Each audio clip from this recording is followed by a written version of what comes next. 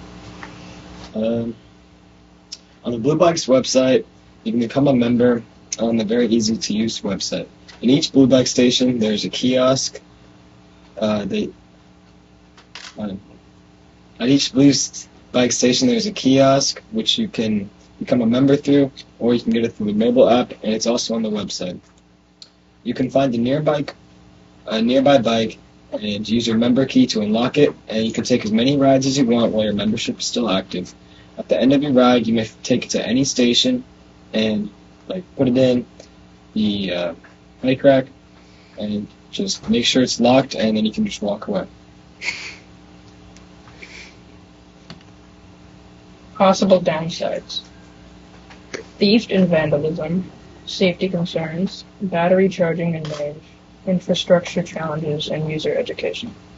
So to add on to that, theft and vandalism is just the possibility of a bike getting stolen, which is of course very natural, but each bike has a GPS chip or tag that you can just track it with. For safety concerns and user education, there's going to be a time, because e-bikes naturally go faster than other bikes depending on how one uses them. There will be a point in time once it's implemented that people will have to learn how to use said bikes and how to use them around the community, which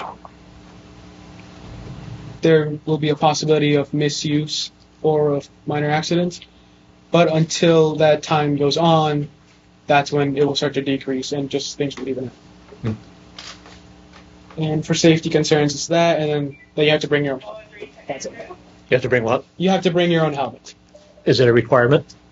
Wear a helmet? You can use it without a helmet, Yeah. but it's advised to use a helmet. Yeah. The benefits of e-bikes in the Berkshires. First, it's a sustainable form of transportation. E-bikes reduce carbon emissions by getting rid of car rides, which is the main problem of pollution. By using the e-bikes, it's contributing to the fight against climate change. And secondly, it promotes health and exercise. Physical activity and exercise is important to implement into your life. It assists people with limited mobility or health conditions to start exercising and better their lives. Third, it's very cost effective. It takes no operating costs for the bikes. Cars and motorcycles take gas, and it takes less maintenance because you don't need to fix your car every year, and also crashing your car is also very expensive. Fourth benefit is that it's very efficient and fast. If there's lots of traffic in your area, you can simply go around it. You avoid it if you're on an e-bike instead of waiting in it. The fifth benefit is that it's the most ideal way to commute for short distances and connecting to public transportation. So just to conclude everything, e-bikes are revolutionizing mobility with their eco-friendly, efficient, and accessible nature, making them a transformative force in shaping a sustainable future. We believe that the inclusion of e-bikes will be a great addition to the community and will help improve transportation. With that, we open ourselves up to just some basic questions. Do you know where the blue name came from? No, we do not. It's Blue Cross Blue Shield. Oh. And I know that because a very dear friend of mine from Boston saw bikes in Arizona, and they were sponsored by the local health group. And she came back to Boston, and she's very close with the Blue Cross Blue Shield folks, said, you guys should sponsor this. And that's why they sponsor the blue bikes in Boston called Blue Cross Blue Shield. So so these are electric bikes. So how far will they go okay. on the charge? We don't know that, but 60 miles or Was it around 60 it minutes? was around 60. Wow. Okay. Okay. All right. From what we've heard about blue bikes is that currently most of them are just pedal, and they're looking to introduce e-bikes for around half of their stock, which is introducing around 600 e-bikes. They currently haven't been able to do that due to funding, I think. Okay. So they're pedal bikes now. They're pedal bikes now. They're looking to introduce themselves into e-bikes. So what happens if I get a flat tire? Is there somebody I can call that's going to come repair it? On their website you can call. Positively, that's probably on their app. Okay. And you think that could work in the Berkshires? Yeah. Yeah. How far would you want to go riding a bike in the Berkshires? I wouldn't use it for long distance, but I feel like going to catch the train or something, I definitely use this instead of using a car. Okay. You think that bikers should have to adhere to traffic laws? I mean, they can just ride on the sidewalk. I wouldn't think so. Well, some towns don't allow you to ride a bike on a sidewalk. That's what they have to ride in the street. Yeah, I But do think bikers should adhere to the laws. And sometimes I was in Boston yesterday and I saw a couple of them going right through a red light, and cutting in front of cars. And I think it's kind of dangerous that they almost ought to be a requirement to adhere to the traffic laws. If it's a red light, you got to stop. I'm sorry. Let the pedestrians cross the street as well. Gabby? How are you going to ride the bikes if you don't fix it? Using bikes in Main Street. So to answer that question, we've actually talked to our town rep, wasn't it? Town manager. Our town manager, and we've actually looked into making ways to have bikers feel safer, whether that's expanding our bike lanes or just adding more lights. But we have been looking into the ways to improving our town safety. What happens if you use the bike in rain, sleet, snow, stuff like that? Like things that I guess obstruct the road or the path. I can't really say that that's gonna be much. It's gonna be mostly just a rider's choice of when to actually use your bike. But I won't say You have to still use your bike in the rain. You're probably just going to get a little wet. And just be careful. If there's one season that you probably aren't able to ride it in, it's winter. So. That's what's interesting about Boston is that a couple of years ago they got a ton of snow. Last year they got no snow. So these e-bikes these blue bikes were all over the place. January, February, March, like it was nothing. But more and more people using it. I find more and more young people in Boston, the people that work for me in the State House, do not even own a car. Some of them don't even have driver's licenses because they've always grown up in the city. I couldn't wait to get my driver's license living in the Berkshire, but down there they don't even get their driver's license. They're 28 years old and they don't even drive a car because they don't have a car. So the e-bikes, I think, or the blue bikes, I think gets them around very nicely. James?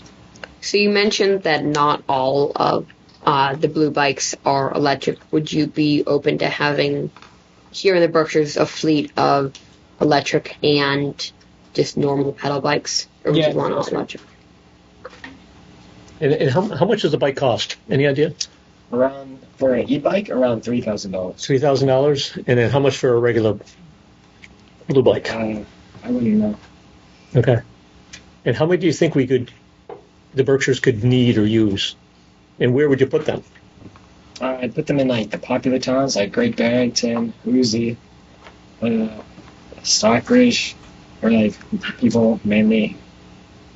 Yeah, it'd be a lot easier to start with the regular bikes because you don't have to have charging stations. So if I ride my bike from Stockbridge to Lenox, where do I charge it? In Lenox, I don't have a charging station. So the blue bike idea is pretty cool. And if it has a tracking device or an air, what are those? AirTag. AirTag, thank you. That's going to cut down on the theft. Yeah, great. I like it. One last question. One last question. If you were to do a pilot to see if this would work, Mm-hmm. and say it was just Great Barrington, how many bikes do you think you would need? Probably around 20,000. 20? What number were you thinking? I was thinking just in Great Barrington, maybe 50. 50? You think it would be that popular right up the gate? Yeah. I mean, no. I definitely think people would have to get used to it, but they're definitely go quite quickly. Okay. May I contribute? In Sheffield, Josh Webb has started a bike rental business. Oh. So he has 12 bikes. Okay. I'm just curious if we could find a sponsor for 12 bikes, 15 bikes. I'd just be curious how much it would cost and who would be using them. Who do you think? Would you ever look at your demographics on who would use something like that? No, sadly, not. Yeah.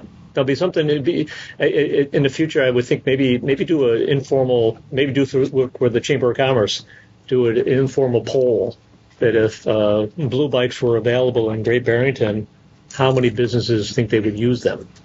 To kind of get a litmus test of what interest is out there. Then you can gauge how many bikes could be used, and then you can go approach a sponsor to say, hey, for $10,000, can you help us buy 20 bikes?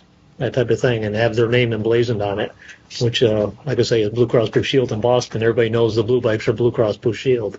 So I like this idea. I think we should dig in a little bit more, do a little deeper dive on who would use it, how many would use it, and would they use it year round? Harder in the winter, I agree, but there's some days that the roads are as clear as they are today, that maybe that's an opportunity for folks as well. So, nice job. Thank you for your presentation. Questions are now closed. Ms. Danello and your group has 5 to 10 minutes. Yeah. Thanks.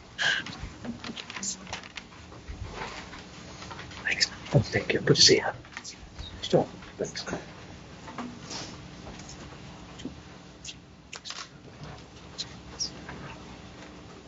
Both,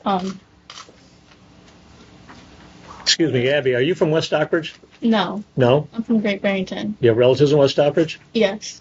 John Danello? Yeah, my grandfather. That's your grandfather. Good man. B-bus should be open on Sundays. B-bus stops. Having Ubers and taxi in the Berkshire. This should help people. Elderly people, people with disabilities, students, improving language barriers. Viva should be open on Sundays, but as we know, people don't like working Sundays, so we should have them closed early. But having it open gives other people the ability to go to work because that's the only source of transportation. Having the bus stops. As we know, bus stops are getting canceled or closed down early because there isn't enough bus drivers. Stops are being Route 21, which is Great Barrington, 1 in 34, which is North Adams and Pittsfield, and 14, which is Pittsfield. And having the Ubers and taxis in the Berkshires, which is more opportunities to work. And as we know, a lot of people who aren't from the Berkshires don't know how to use the B-bus. It is also easier to use taxis and Ubers. Diverse perspectives. Elderly people, as they are getting older, they lose some components such as their eyesight and hearing, and they have easier joint pains. And people with disabilities could use the Uber app to get a specific car to them that helps them with their needs and helps them be where they need to go quicker.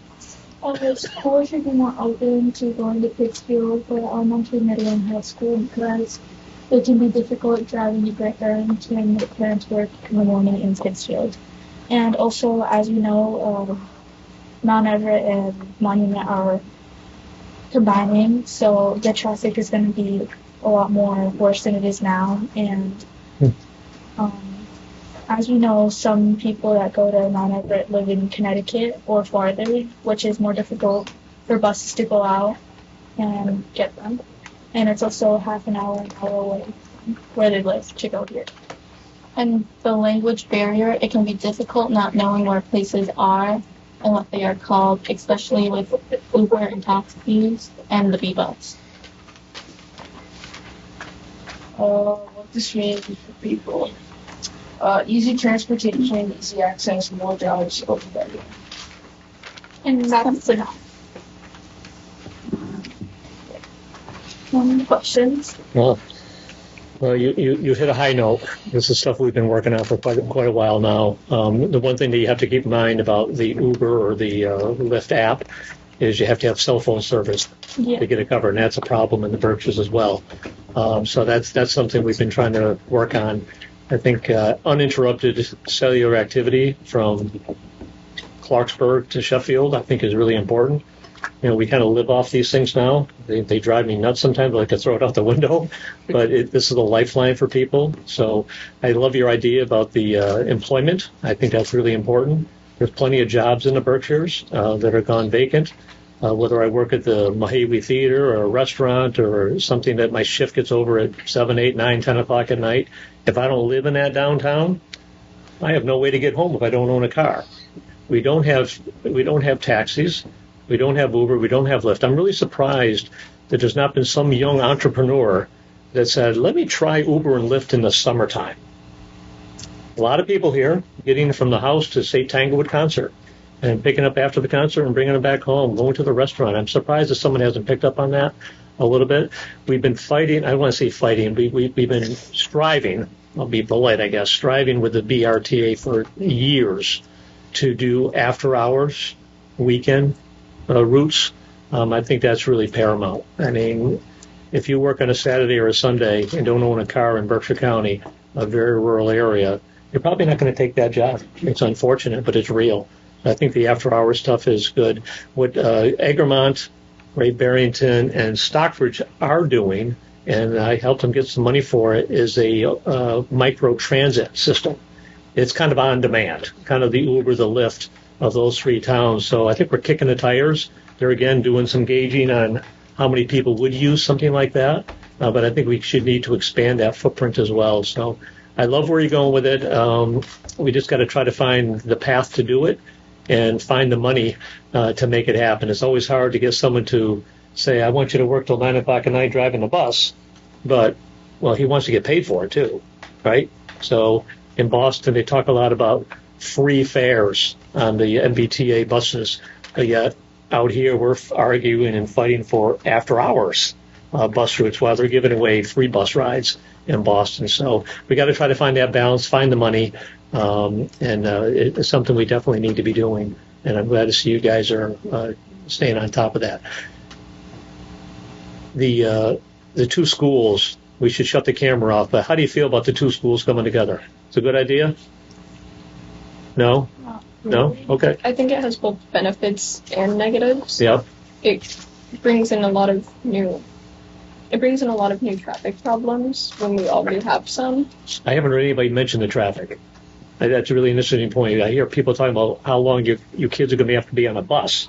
Mm-hmm. But I had never heard anybody even mention the increased amount of traffic. Yeah, there would also be a larger commute if your parents are driving you to school. Yeah. And if their working hours aren't if their working hours don't connect with your school hours, then it might be hard for you to get a ride home if there's no bus available. Yeah. All right. I love what you guys are doing. This is fabulous, and I really think I would encourage you to just don't let it stop with today or this summer. We have a county-wide issue with transportation, but why don't we try something here in South Berkshire County? Let's try something in Great Barrington, whether it be the bikes or the Uber or the Lyft concept. I mean, my mother and father could never figure this thing out. So the app, but when I'm in Boston, it's easy for me to just leave my car at the State House because I can never find parking at the next place I'm going to. So I think young people are more adept to these iPhones than older people. But trying to find that ease, I just love to see you kick the tires a little bit more and then say, oh my God, this is better than I thought, or it didn't achieve our objectives. You may be surprised on the negative side that it really didn't work out the way you envisioned it's going to be. So don't ever start too big. Start small and then kind of let it grow and expand from there. I think Great Barrington would be a good place to do it. So, nice job. Thank you.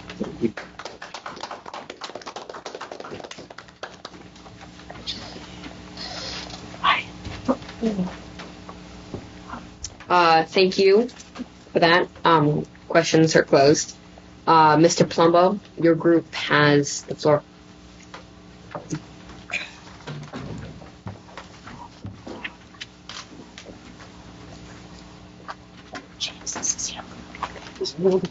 I can read off. Excuse me.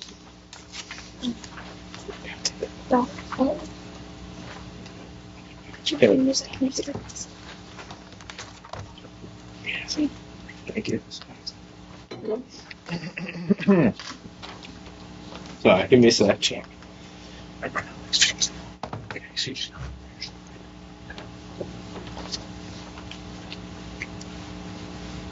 So we're talking about transportation access in the Berkshires, and our group's main focus was on the railways and the B-bus routes and how both of them could be improved. We're just waiting for the speaker notes to be. Yeah, sorry. Yep. This might take No problem. 30 seconds. Are you guys talking rail within the Berkshires or kind of throughout the region? Really trying to expand the railways to connect different parts. Thank you. I'm all over that.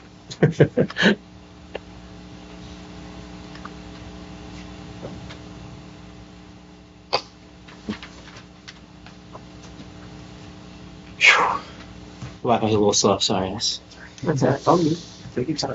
Can I hand out the grades to this at the end of the day?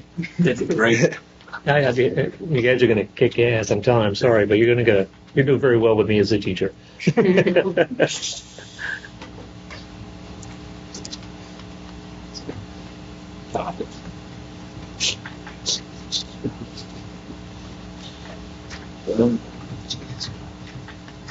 What's your favorite part of your job in Boston? Thank you, James.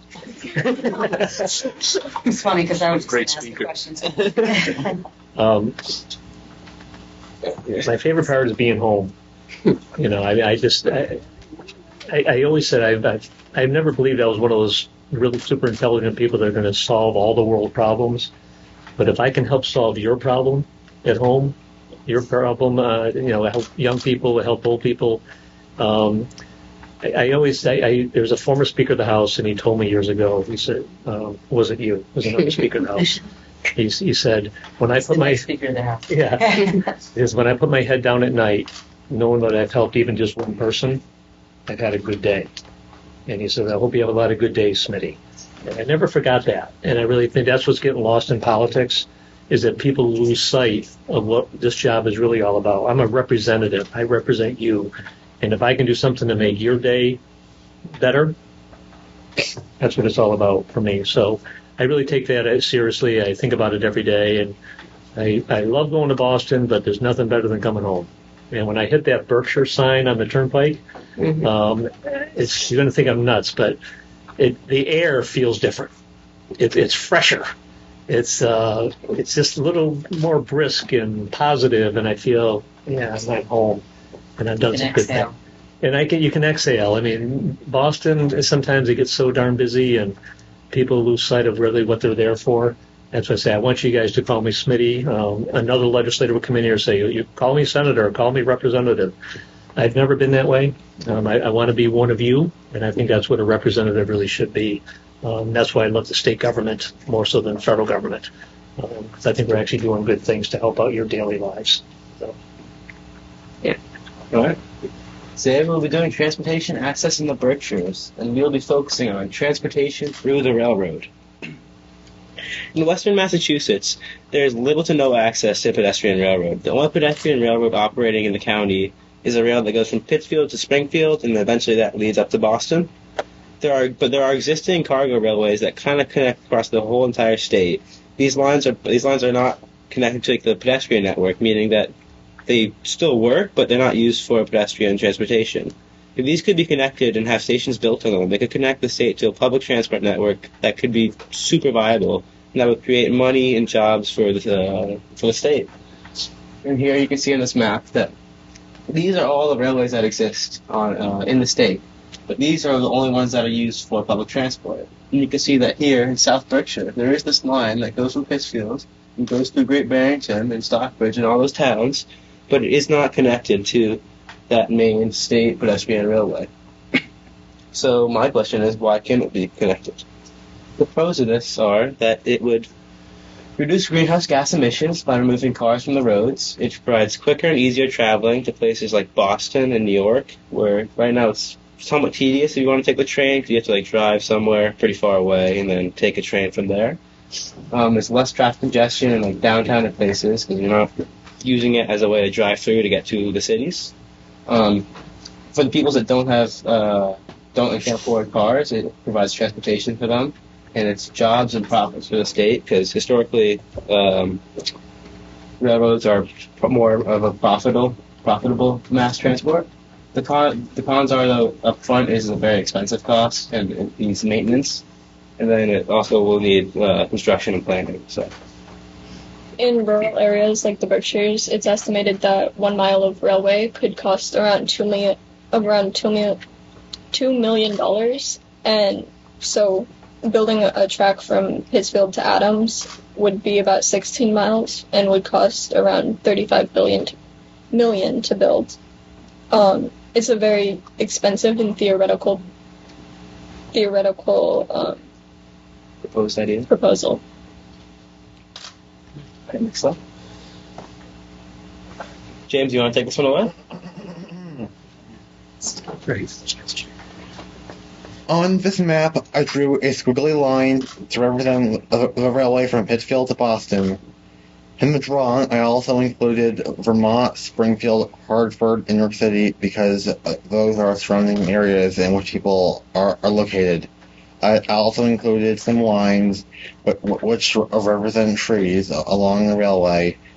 The arrows point to the places such as Vermont, New York City, and Albany. I noticed that there is no railway that connects north and south, so I worry that people in those areas having access to the railway, and these were connected to South Country. People could go places without having to use a car.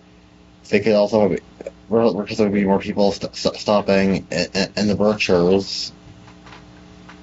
Good job, James. All right, so points of action on this topic. First, you'd have to build or fix any railways that need adjustments.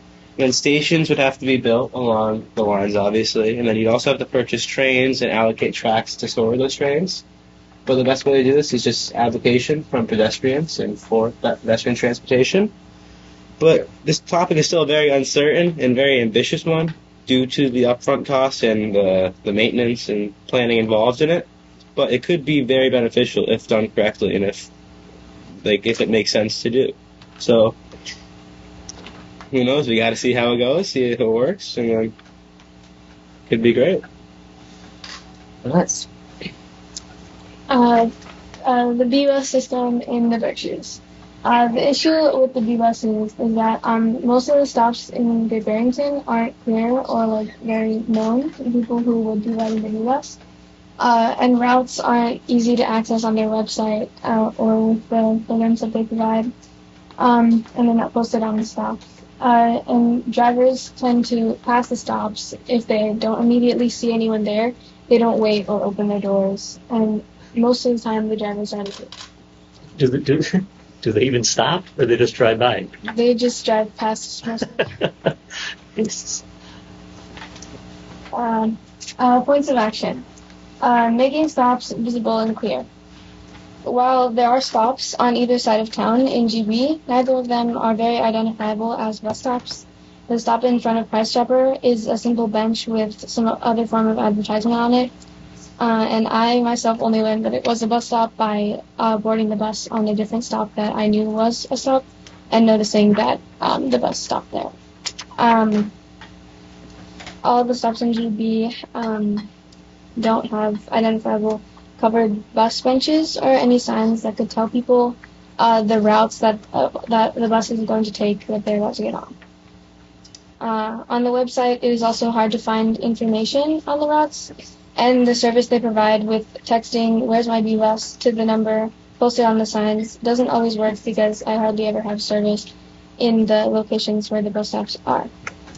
As well as they don't provide a physical map on any of the stops. So if you're not from here, simply seeing the times and locations would pose a lot of problems that a map can solve. Also, talking to the B-bus drivers about being more punctual and on time, and if they are early, they need to wait at the stops until the time that they're scheduled to be there, and make sure their doors are open.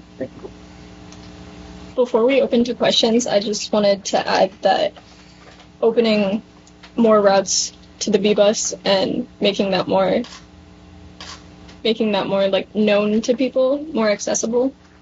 It could help with parking issues, traffic commutes, and tourist availability, because it could also improve the cost of living in the Berkshires with bringing in more people from other towns and states to work. Sure. And any questions? When you talk about expanded routes, where are you thinking there would be a need for routes? Well, I meant just kind of making the bus stops more apparent and having a stricter, like having the B-bus drivers be more on time and apparent with their routes. Yeah, years ago on these bus stops, they talked about putting in timers so you could actually see when that bus was supposed to be there. You could time your attempt to get to that bus stop. And then we hit a recession back in 08, 09, and 10, and that money went away. But I think these are some good ideas. I've long envisioned, this is where I look forward to, you're going to present this to the Berkshire Innovation Center to the general public? Well, so just our work in general will be presented. Okay. Not these presentations in particular. Okay. Because I think some of the ideas you presented I think other people need to hear this, and it's almost like it's a young generation, a new set of eyes looking at the same problem that we've had for a long time. I've always said that unless you live on the main road, like Route 7, Route 8, Route 9, that's where the BRTA buses go. So unless you live on that route, you're never going to use it.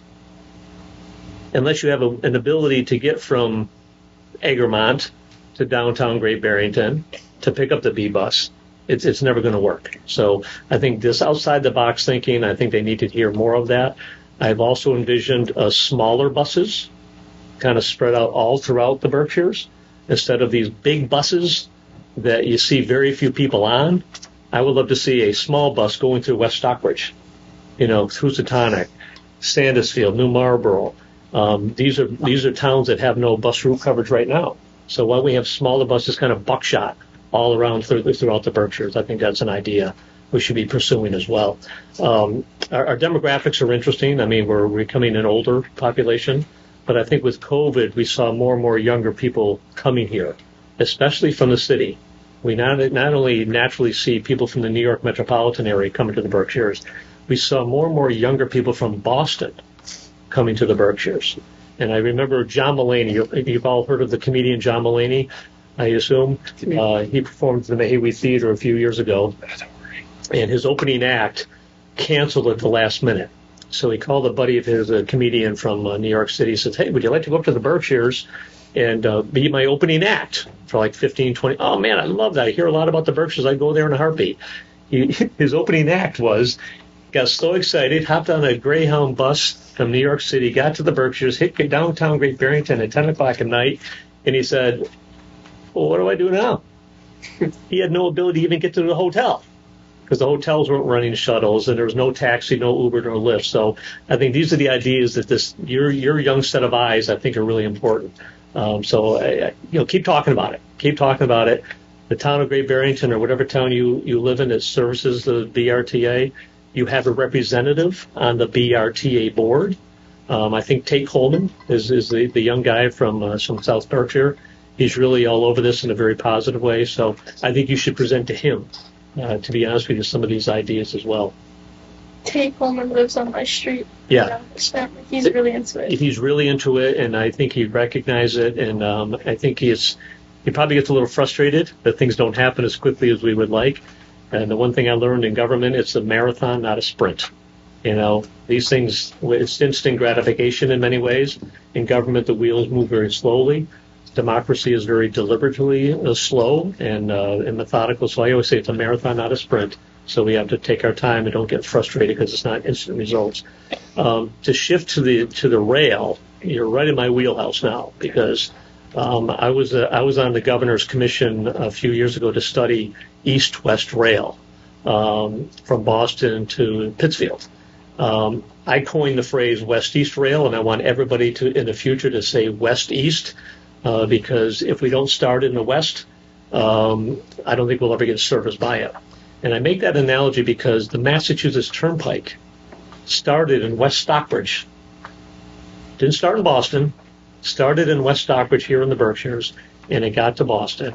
My big fear is if we start in Boston and work our way west, I don't think you'll ever see it in the Berkshires. When this commission first got established, Mass DOT Rail wanted buses from Springfield to the Berkshires. So I was labeled the bus killer because I killed that idea. I thought it was unfortunate and unnecessary. So when you talk about the economy, I've envisioned an economic corridor from Albany, New York, the state capital of New York, to the Berkshires, Springfield, Worcester, Boston. We are right in the middle of tens of millions of people. If you drew a 3.5 hour concentric driving circle around the Berkshires, you would incorporate the state capital of Massachusetts, the state capital of New York State, and probably 35 to 40 million people within that catchment area if we do this thing right. So start out here, get it to Boston, and then you could live here, work there. That's another thing that I've been saying. Why can't you live in the Berkshires, hop on a train and work in Albany, New York? Live in the Berkshires and work in Springfield or Worcester or Boston. If you could get me to Boston from the Berkshires, and I would even say 3 hours, because it's taking me closer to 2.5 hours to drive there right now. I can't do a thing in my car. I can't read emails. I can't be doing text messaging. I can, we're hands-free talking.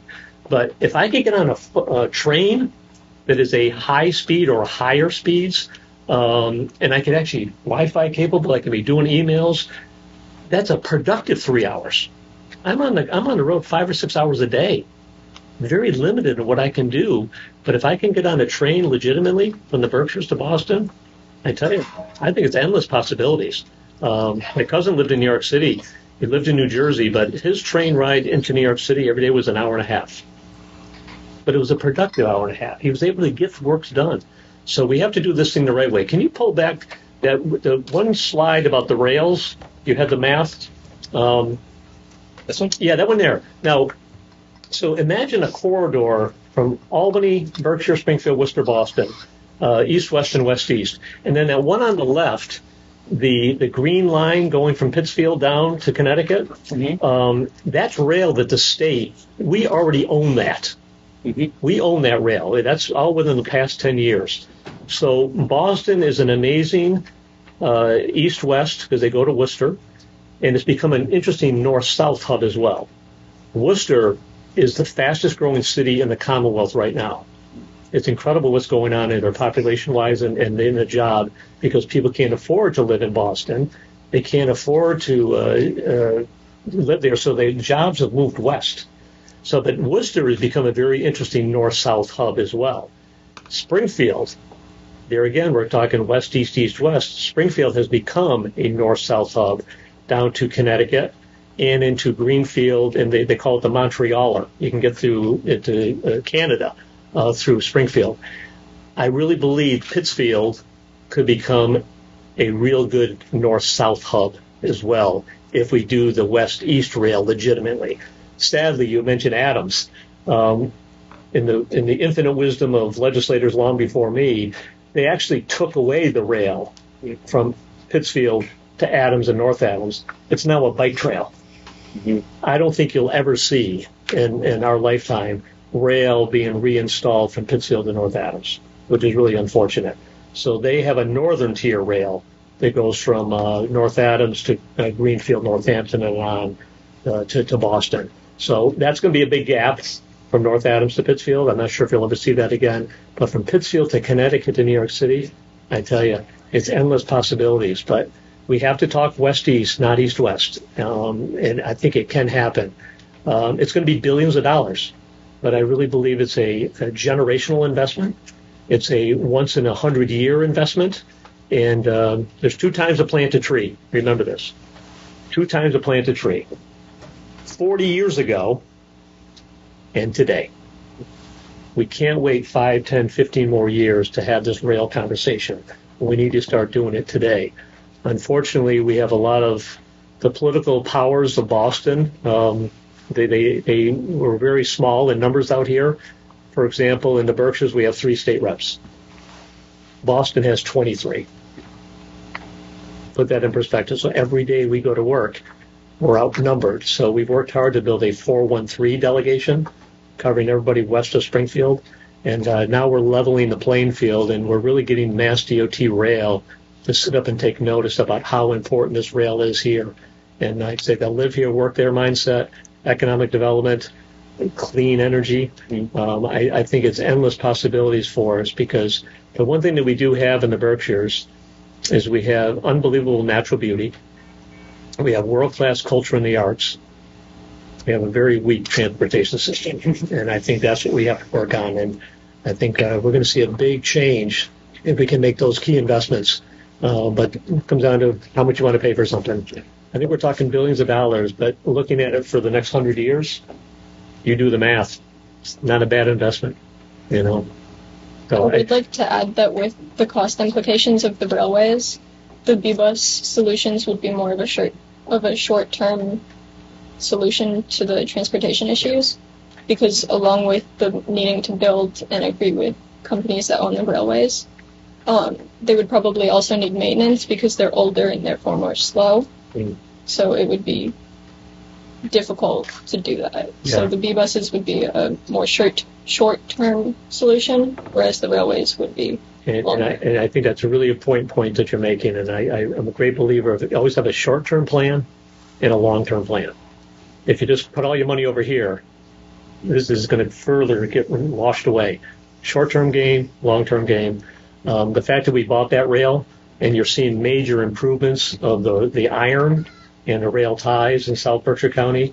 We're going to have to share freight with passenger rail, because I think it would be very difficult to, although the rail from west to east, the rail company, which is CSX, they own from the Berkshires to Springfield, or maybe even to Worcester, I think to Worcester, getting them to share freight times with passenger rail on the same track is always a challenge.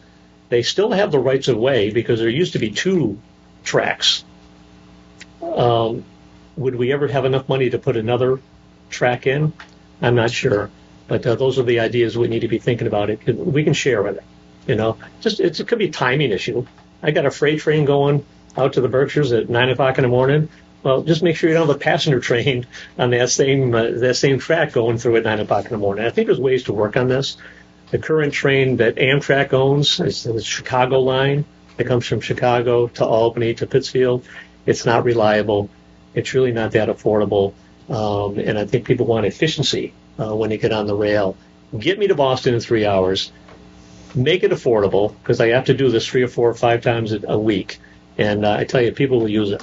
I really believe that. So you need to stay on top of that. Yeah. And we put $75 million into a bond bill a couple of years ago for rail improvements and station improvements. Mm-hmm. But if you want to have a higher speed train from the Berkshires to Boston, you can't have a stop every 5 or 10 miles. Mm-hmm. So you're going to have to drive a car to get someplace. Park your car, hop on the train. So to drive from Great Barrington to Pittsfield, to leave your car to hop on a train, makes a lot more sense to me than having a train go from Pittsfield, stopping in Lennoxdale at the historic station, stopping in Lee at the historic station, stopping in Stockbridge at the historic station. Defeats the whole purpose of a higher speed trail. So that's what we need to do. So the west-east for Pittsfield, Chester, Springfield, Palmer, Worcester, and then we're off into Boston. That's how we can make it a little bit more higher speed and more legitimate. If we had 4 or 5 more stops between each of those ones that I talked about, I'll drive my own car. You know, I mean that north-south to New York City, they're still pushing 4 hours. You know, I can get to New York City in 2.5 hours. And I can do it on my own schedule. I can leave when I want to leave. I'm not tied to anybody's schedule. So I think we need to tighten that up a little bit, eliminate some of the stops, and make it more efficient. I think that with some of the stops, if the B-bus could also help with that. Oh, yeah. If you don't have your own car and you need to get to Pittsfield to catch the train, then you need to know where the B-bus is going to stop and how long it's going to take you to get there. Right, exactly. So you could go to New York City right now. You could either drive to Wassaic probably about 50, 55-minute drive. Park your car very safely. Hop on a train for probably $30. Or you can drive to Hudson, New York for about an hour. Park your car, hop on Amtrak, and go to New York City for about $150. It's a prettier ride right along the Hudson River, but it's not efficient. I can't afford to do that 2 or 3 times a week at $150 a round trip. I could hop on Metro North for $30. Sounds a lot more reasonable. That's why we need to have those kind of conversations for the Pittsfield to Boston connection as well. But you're absolutely right. Uber, Lyft, BRTA, they can be filling the gap on the short term to get people off of the train station and to the hotel, to the theater, to the work, whatever they want to do. So I love what you guys have done. This is fabulous. Any other questions? Mr. Speaker? I don't have anything else to say. All right. Nice job. Thank you. Yeah, no, awesome. I'm talking. The other thing I just want to add to you is when I first got elected 21 years ago to the House, I would go and see the chairman of Ways and Means, and he had a sign on his desk, and he says, "Are you telling me a problem, or are you offering me a solution?" So you guys have identified a problem, and you've offered some solutions. So keep working on the solutions, because I already know the problem. We just haven't figured out how to answer it yet. So try to figure out those solutions, whether it be the blue bikes, the e-bikes, the enhanced BRTA, smaller buses, live here, work there mindset. I think we just got to have the wish list, which could be 10 priorities long, but figure out what we can do in the first year, what we can do in the second year, what we can do in the first 5 years. We can't have 10 different priorities and have them be funded the way we would want them to be. So just, okay, this is year 1. This is year 2 priority. Work it that way, and I think that's how we can all be successful. Well, these are long-term visions, but we have some quick fixes we could do. I really believe we can do that together. Our group also had some ideas on how we could improve the bus stops. We thought that a covered bench, having a map or routes posted, and having a clear bus stop sign so that people know where the bus is, when the bus will get there, and where it'll take you. Do you have any samples or ideas what that bus stop would look like? Yeah, the bus stop in Housatonic near the park has a covered bench and a sign. I'm pretty sure it also has like a little bit of a map, but it could use also like routes, like times. Okay. Also. What I would suggest you do is I would maybe go around, hop on your bike and go around and take some photographs and come up with some conceptual ideas of what you could enhance it. Maybe it's a taller sign with the big B logo on it that people would be able to identify who maybe are not familiar with this area. And go to the town officials, go to your board of selectmen or the town manager, their partners or their members of the BRTA, and say, hey, we need an additional bus sign, or it's pretty dirty, probably somebody graffitied it or whatever it may be. We want to get them to clean it up. The BRTA will do that. If you got to give them an idea. There's a great covered bench in Lennox right in front of the courtyard next to Lennox Fit. And it has a bench, and it also has a map. And They do have the maps? what's that? They have the map in there too? And it has the stations on it. Yeah. So And I think the timing is another important piece as well, is maybe they could revisit. We're going to have actually timers in the bus stops themselves, or you could see it on your app that says, geez, I got to get to the bus, but, well, it's running a couple minutes late, so I have a little bit of time, but it's leaving at 2:15 from the Housatonic stop. We were also looking into the VBus website because navigating that and trying to find the routes and the times was kind of difficult. Okay. And the route information that you could find, if you're not sure how to read like the bus stops, and if you're not familiar with the area like many tourists are, then it becomes very difficult to understand what's happening. And if it's not easy to figure out, you're probably not going to do it. Right. Right? Yeah. So there again, you guys are a fresh set of eyes on issues that we see every day, but we don't see it. So bring those ideas forward. My staff, I sent out a letter yesterday, and they always send me a draft to review it. And I found a couple of typos. You can look at the same letter so many times, and you see the misspelled word, but it kind of glazed over it. So what I this is kind of crazy, but I read letters backwards.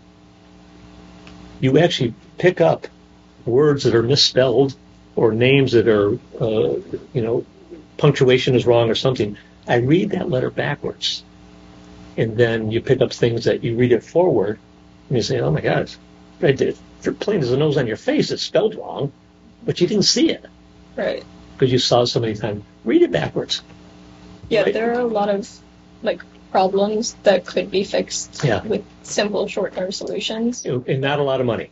Right. And not a lot of money. I think that's the part that I love what you guys are proposing. Some of these things are not big ticket items. Yeah. They're going to cost us all a lot of money. So, but I think your town officials, I think, will be very interested in some of your ideas, and I think I'd make a formal presentation to them. Great job. I love what you guys have done, Mr. Speaker. Thank you. Takes good leadership. Nice job. Thanks.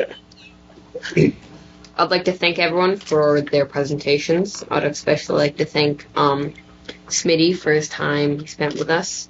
It has been a pleasure learning about public transportation in Berkshires, and this meeting is adjourned. Thank you. Awesome. Nice job. Good evenings.